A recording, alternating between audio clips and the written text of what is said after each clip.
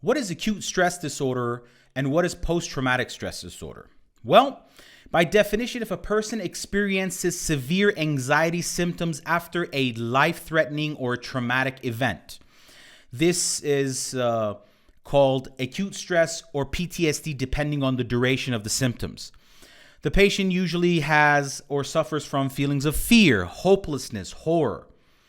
If the symptoms last over 2 days but less than 1 month, this is called acute stress disorder.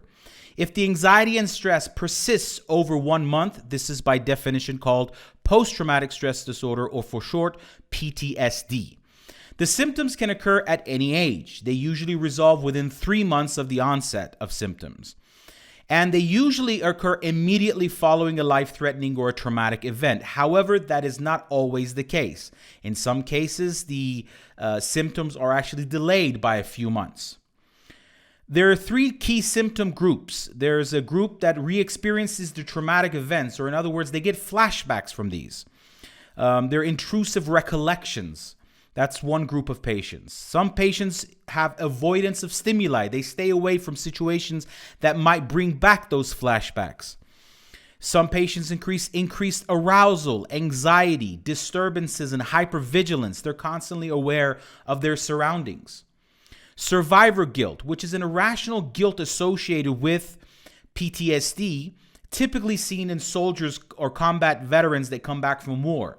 Especially if they're the only survival within their unit. They usually feel this irrational guilt, as if they could have done something to prevent it. The treatment: if the patients receive counseling immediately after the event, the likelihood of developing symptoms is a lot less. However, if the patients do develop symptoms, group psychotherapy seems to be a very good option to start, at least.